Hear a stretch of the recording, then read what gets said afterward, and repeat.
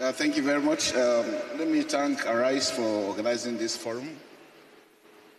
It's always important that we have opportunities to speak and communicate to Nigerians for a better understanding.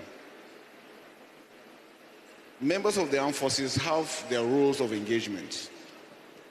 Once you are deployed out for an operation, you are allowed to take out the enemy using standards that have already been stipulated in the rules of engagement. One, when your life is at stake and you have no any other way of stopping it. Two, when your colleague's life is at stake and you have no any other way of stopping it. Three, when the community or property you are protecting. So as professionals, we train our troops before deploying them. And once they are deployed, they are able to identify who is a bandit, who is a terrorist, and who is a civilian.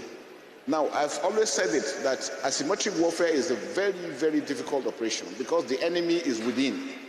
Conventional warfare is between one state to another, like one country to another, and you know who your enemy is.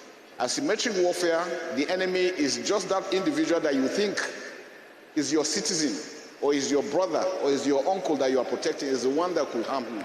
So it makes it extremely difficult. And if you see worldwide, anywhere there's asymmetric warfare, it takes a very long while before those things are coming. I can give you an example. In Turkey, they've been dealing with the PKK for over 40 years. It is just of recent they are beginning to get, and because they had to use the kinetic and the non-kinetic. Now, the importance is this, that no country can shoot itself to peace. You must be able to bring the kinetics and the non-kinetic working together. And I've said it repeatedly, the kinetic aspect is just about 25-30%. The non-kinetic, which has to do with dialogue, discussion, understanding, together with the communities, because these terrorists live within the communities. And if the communities are on their side, it makes it difficult for the security forces to win the battle. And if the communities are with the security forces, it makes it a lot easier. So it is very, very important. Now, the question we want to ask is, why are we where we are? And are we addressing those symptoms that have taken us to where we are today? We're in a democratic setting, and it's about perception. And it is between the leaders and the led. Now, the led, are they feeling being led properly? Why are they not supporting the armed forces, or why are they not supporting the government? So those are areas that we need to look at so that we prefer solutions to these things. And it is the only way when we work together between the armed forces and the communities and the government, then we'll have a headway. And that's why it's critical for us to keep on explaining and interacting with the communities for them to have a better understanding that they have a role to play. The government has a role to play. For us to succeed, our local governments must be up and doing, our communities must be up and doing, and we must give opportunities for traditional rulers, for religious leaders, for local governments to also contribute to the success and the security wherever they are, whatever community they operate in. And it makes it a lot easier. Because when you see something and you have a way to report, and these things are taken in adequately, it will be. Now, areas that have been brought in over time is that we must go to the critical aspects. What are these? As a nation, do we have a database? Because for security forces to work, for the police to work, we need to have a database that we can build. If you go abroad and you commit an offense, it's easier for you to be identified. Why? It's either they get your face, they get your fingerprint, they get your signature or your picture. Because you have a number. They have a database about you. They know everything about you. Your cars, your house, and address and everything. Do we have that? What is delaying us from getting those put in place? We must be able to go back to those basics to assist us. What is the legal system? What are the correctional facilities available? How do people feel with the governance within their communities? Are they happy with the community? Because it has to do with the people, the satisfaction of the people that yes, they are being governed properly, and they have a role to play wherever community they are. And I can tell you, once people are happy and they can contribute this, it makes it a lot easier. So like I said, it's a whole of community, it's a whole of society, it's a whole of government affairs for us to succeed. This we are dealing with is not only here, but it's important that we understand that for us to succeed, everybody has a role to play. Thank you very much.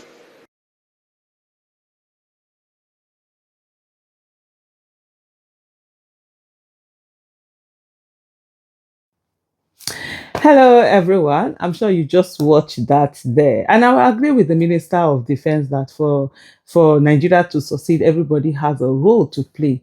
For everybody to also have a role to play effectively, there must be mutual respect for everyone.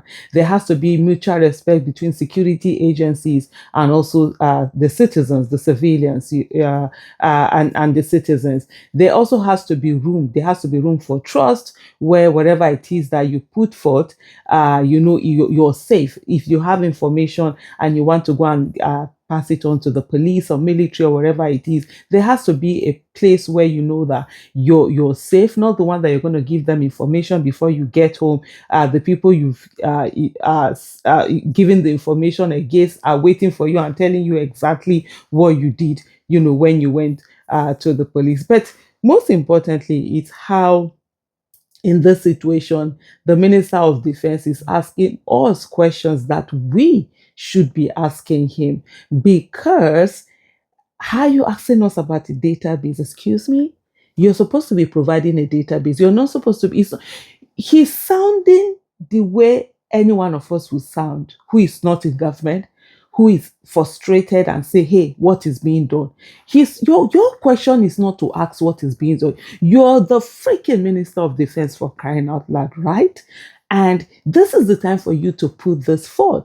I remember at the Bring Back Our Girls movement, we put out something called the Missing Persons Register right from 2014 or 2015. I think right from 2014, we had given that to, we gave that to former President Goodluck Ebele Jonathan, gave that to the late President Muhammadu Buhari.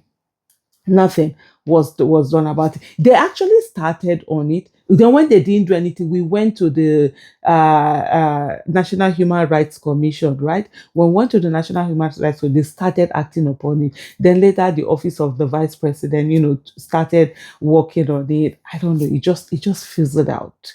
It just fizzled out. First of all, started with when they started, then they were inviting some people, not inviting some. Just all of those things where the essence of the missing persons register was that if any Nigerian is missing, the Nigerian state should know about it. Everybody should be captured. So when we are talking about data, what is stopping Nigeria from having this data? We already have our NIN, your fingerprints are there, your face is there, our voters cards, your fingerprints are captured, your face is captured. What else do you people want? What else do you people want other than opportunity to see how keep using certain things for excuses, and excuses are like shoes. You cannot come and be crying as if you are helpless. You guys are not helpless.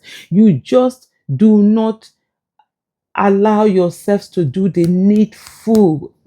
Is the leadership, you understand, that is missing at every point of the way, and it's something that they absolutely just need to stop. I don't know what it is that makes them feel good about this whole thing that they do, but it's just crazy. Our